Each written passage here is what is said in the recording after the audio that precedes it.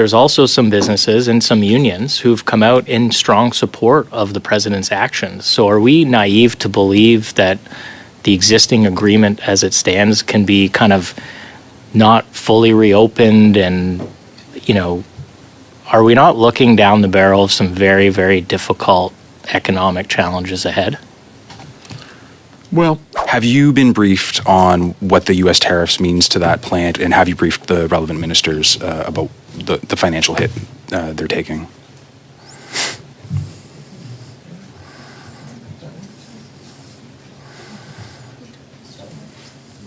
The Liberal Party, now the Liberal government, promised that 1,000 border guards would be hired, Canada Border Services. The information I have is that 66 have been hired. So that promise hasn't been kept. Is there a negative impact to our credibility in negotiations because of that? This guy's garage. Like and subscribe. Do you think that Canada was a bit caught off guard by the imposition of these tariffs at the beginning of the year?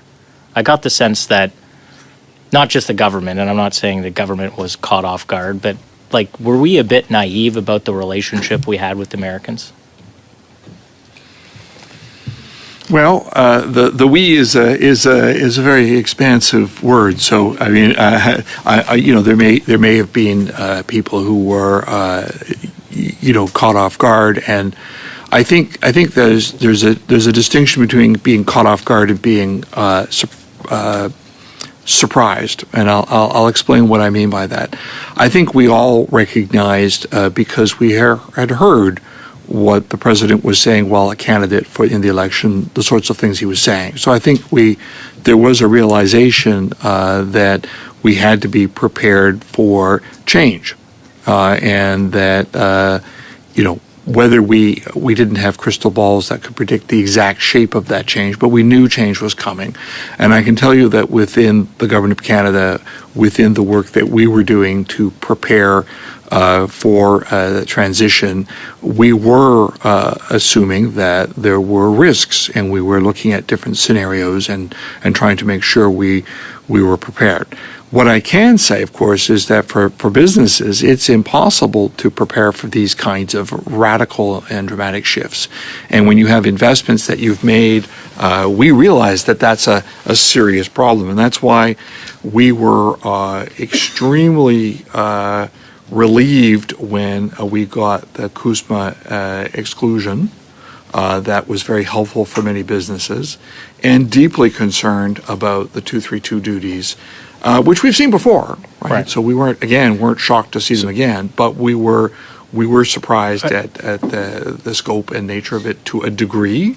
But I can assure you that we had all kinds of thinking that had gone into to different possibilities, and having 232Ds come back was certainly on that list. I appreciate that. I guess what I'm also getting at, though, is we seem to think that there's going to be all these businesses that are going to support the Canadian cause or promote free trade in the U.S., and I'm sure there are some. But there's also some businesses and some unions who've come out in strong support of the president's actions. So are we naive to believe that the existing agreement as it stands can be kind of not fully reopened? And, are we not looking down the barrel of some very, very difficult economic challenges ahead? Well, I think there are a few aspects to that question. One of them is the current situation we're in with regard to duties that we currently face, and duties, for example, on autos and auto parts and steel and aluminum. This is a serious problem that we face now, and that we have to engage on now, and we are engaging on now. When you look at CUSMA review, our view is that CUSMA review is supposed to be a review of the operation of the agreement and not a renegotiation. That is our view. And we recognize that there are, within the partners of this agreement, there are different views about what works well and what didn't work well. And so, we have to be prepared for all eventualities in a discussion.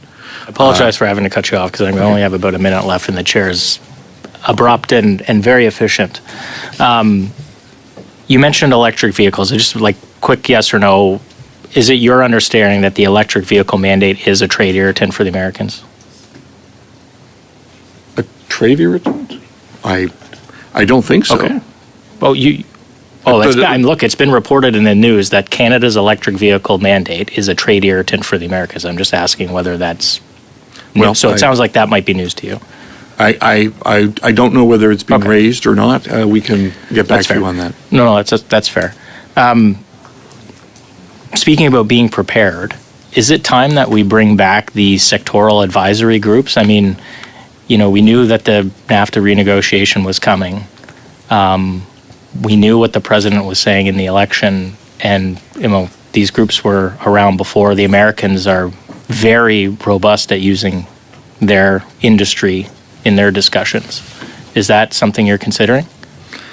What I can say is that we're considering all different approaches to consultations, but whether it's in the CUSMA context or in dealing with the current situation, and that to date we've had I would think you characterize it as very robust consultations, whether it's on sectoral or regional basis, using different approaches. So, what approach we should go in the future, we're open to suggestions and ideas. We're always trying to find different ways and new ways to engage with Canadian stakeholders to make sure we have the full picture as we move forward, and we're going to keep doing that. As to whether we would go with sectoral groups or not, open to suggestions. And thank you very much for your time. Appreciate it. Thank you, Madam Chair. Thank you very much, Chair, and thank you to all the officials for being here for this important conversation. This study is about the CUSMA review, and I just want to sort of focus on that with my time. Can you just start it off just so that we have the foundational piece in place as to what is the provisions within the existing agreement in terms of review and what's required in the timelines associated with it?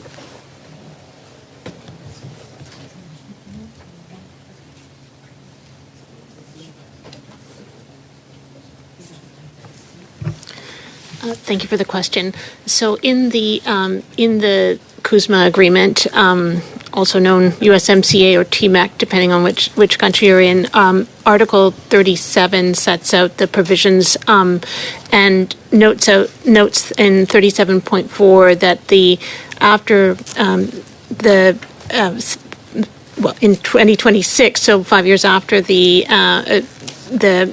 agreement came into force, the parties would take a review of the operation of the agreement and come forward with recommendations for consideration by the Free Trade Commission, which are the ministers of the three parties. And so the review was predetermined or preset at the time of the agreement coming into force, that there would be a look at what was working well and where some improvements might be brought.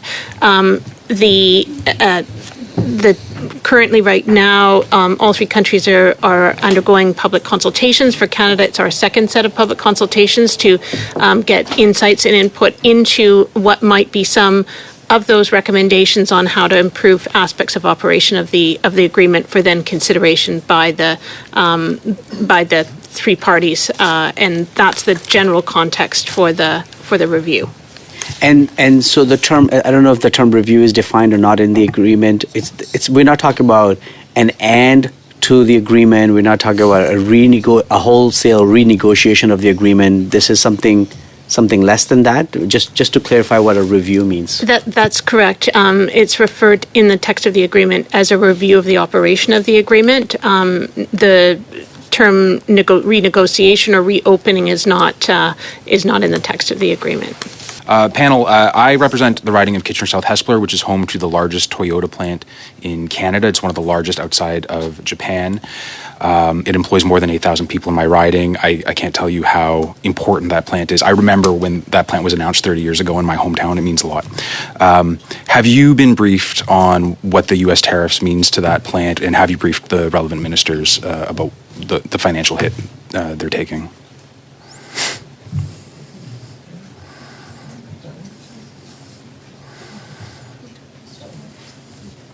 Well, I'm quite new to this job, so I personally haven't been briefed on the specifics of that plant.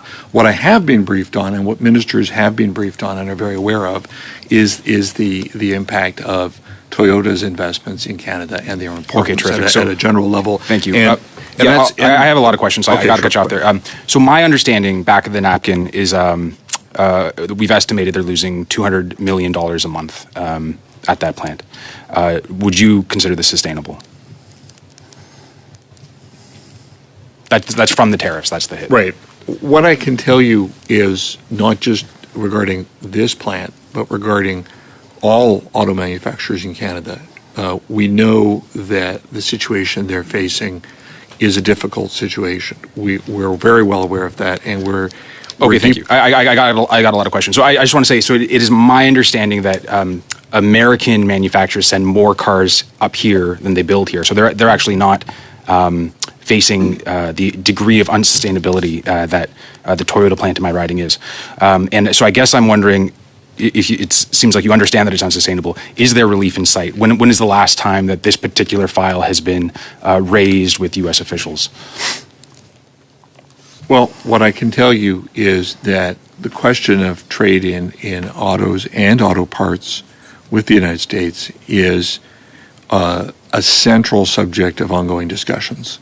So that we are very aware that we need to reestablish stability and openness in this sector.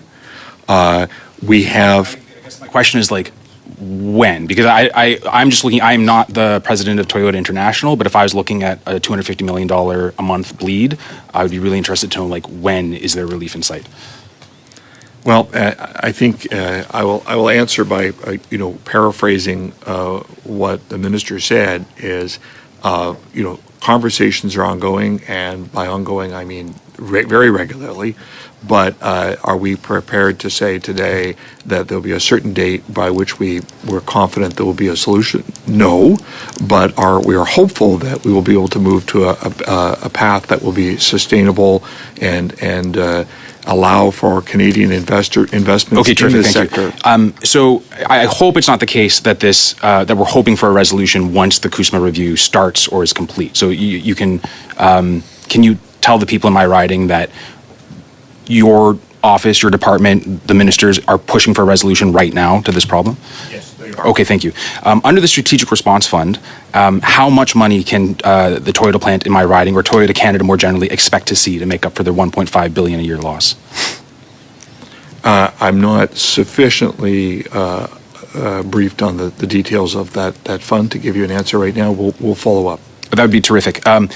When you have more I'm sorry to be speaking quickly, but I'm really, really alarmed about this. And from my point of view, half the people in my riding roughly voted Conservative, half voted Liberal. The ones who voted Liberal, I know that they voted Liberal because they were expecting a resolution to this by now, and they haven't seen it. So can your office commit to updating me about this file when negotiations are taking place and when relief might be in sight?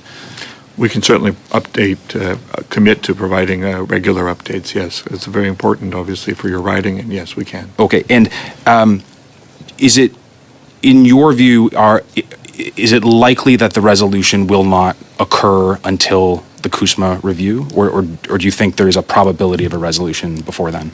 Well, we are not in any way, and I'll be very clear, whether it's this issue or other issues that are immediately affecting Canadian communities relating to 232 duties or other unjustified duties, we're not waiting for anything to address those. We are trying to get those addressed now, and so we don't see any sequencing at all. Last thing I want to say, if my office can ever be of any help to anyone here at this panel or the ministers who left, please let me know. I am maximally alarmed about this. Thank you. Around the tariffs, as we know, these are tariffs that we've called that they have no merit, that there are, we try to address them with facts. When it came to the fentanyl or any of the border crossing issues, I know we made a significant investment of $1.5 billion into more CBSA officers, more border security, Black Hawk helicopters that we have now.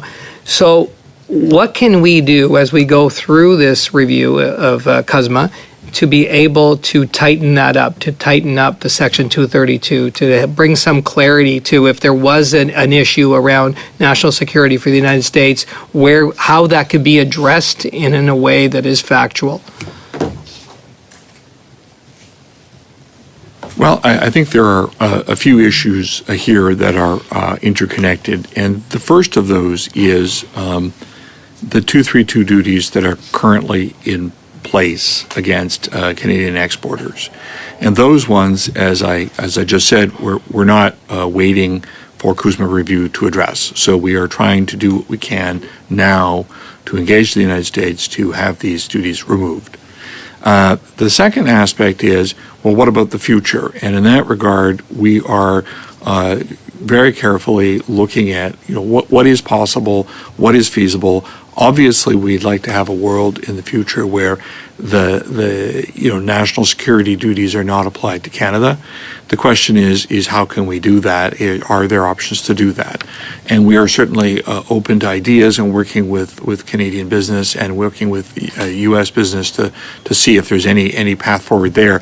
But the main point I would make is that we are seized with the impact of the existing duties because these are very serious for communities across Canada, and we are going to be working on those. And whether, what we end up doing in CUSMA review is obviously something we're considering. We're going to have these extensive consultations on, but that's going to be a longer term, more complex process.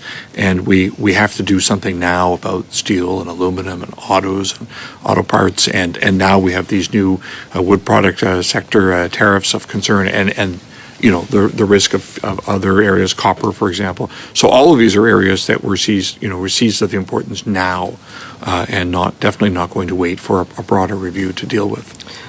So we successfully negotiated the NAFTA. And, and there were many lessons learned. We had a great team, and you remember, it was Kristen Hillman at the time was still there at that time. We had Steve Verheuel. Maybe some of you, some of the officials here were on that team and made up part of that team. So what lessons were learned at that time that we are now implementing as we get into this review? Well, I think that's a very good question because I think the lesson that we learned during those negotiations that I was involved in, and that we learn again and again, is that we will make the most progress if we can convince the United States and convince U.S. stakeholders that there is mutual benefit in trade with Canada. And many of them are deeply convinced because they know from their personal lived experience that trade and investment flows with Canada are extremely beneficial to the United States. This isn't a favor that they're doing Canada. This is something that is mutual benefit. And I think that message is key. And ensuring that message is heard everywhere. And is met with as much detail and as much specificity as possible so that when we enter into a discussion, the focus comes on how can we make these mutual benefit better rather than on some other track. And I think it's possible to do that. It just requires a lot of effort. Okay, so Ms. MacDonald, you brought up that the world has changed in your remarks over the last 5 years, last 9 years, especially since the first Trump administration. I wanted to ask about our cooperation. Is there an opportunity to cooperate on cybersecurity as well as digital infrastructure resilience? So we've seen massive changes there, and the threats and concerns that we all have. Thank you for the question. So certainly we're aware, particularly in some areas of technology, as you accurately pointed out, that there's been sort of developments, leaps and bounds in the last 5 years. And so I think in the spirit, as my colleague mentioned, of trying to see where there's areas where there could be both bilateral and trilateral interest in collaboration to enhance our a joint economic and national security, where might there be areas for exploration where the CUSMA could, whether through new provisions or new cooperative arrangements, bring us to an advancement of our security interests. Artificial intelligence is one of the areas that's been flagged as a potential for conversation. You mentioned cybersecurity, and I think that again will be something that could be explored to see if there's interest on sort of both sides or trilateral to look into other aspects that could be raised. Again, I think our objective is to say we're better off when we sort of work together as a North American sort of region and try and see areas we can further that message. Thank you very much. During, I believe it was the spring election campaign that recently occurred, the Liberal Party, now the Liberal government, promised that 1,000 border guards would be hired, Canada Border Services. The information I have is that 66 have been hired. So that promise hasn't been kept. Is there a negative impact to our credibility in negotiations because of that? Well, thank you for the question. I'm unfortunately not sufficiently briefed on the details of how many border guards we've hired, so I can't really speak to that aspect of the issue. Certainly, what we have heard from the United States is an appreciation for efforts we've taken to strengthen our security at the border, so that we haven't heard complaints along these lines. We've heard an appreciation, and that has contributed, I think, to an environment that's more positive in our discussions. But obviously, the specific issue of how many we've hired of that is beyond my current knowledge, and we can get back to you on whether that's that information is accurate or whether there's something else we should add. I'd appreciate that if you could get back to us. In that vein, and in that conversation that's underway that addresses border security issues relative to the Americans and our country, are there other requests that the U.S. is making of us? I'm also going to have to give you a very similar answer. The scope of my knowledge and my work is very much focused on the trade issues. Obviously, there is a relationship to the border, and we're aware of that. But the technical details of what kinds of security arrangements we're discussing with the United States and so forth is beyond my scope of knowledge. So we'll have to get back to you on that. Thank you very much. This may be a similar vein. But I'd like to know if your U.S. counterparts are raising any concerns about Canada forging closer ties with China.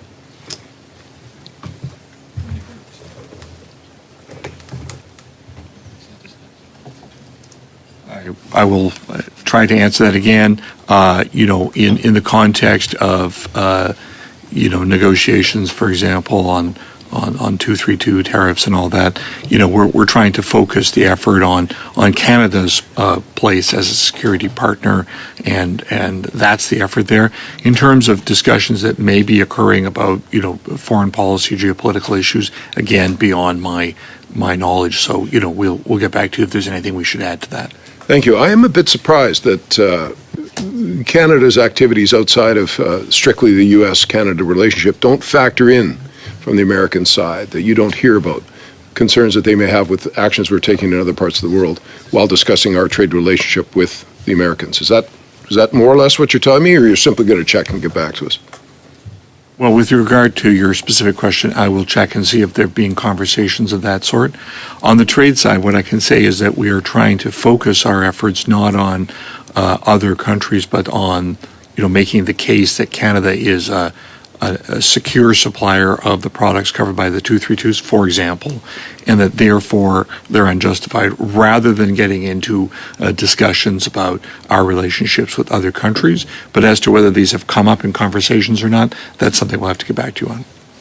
Thank you very much. I appreciate your what I'm taking to be your continued pursuit of a rules-based trade scheme. It's served us well. I think we should continue it. I'm just not sure that we any longer have a willing partner on the other side of the border.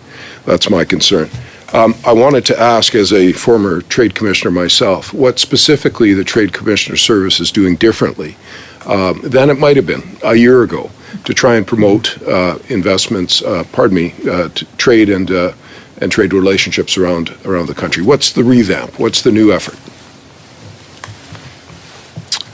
Madam Chair, the Trade Commissioner Service, as it always has, including at the time of service of a member of this committee, stands ready to support Canadian businesses on where they want to go.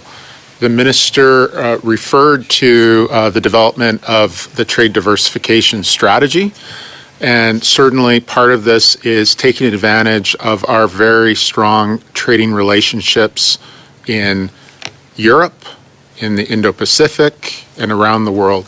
There is a lot of opportunity for Canada, and the Trade Commissioner Service stands ready to support businesses.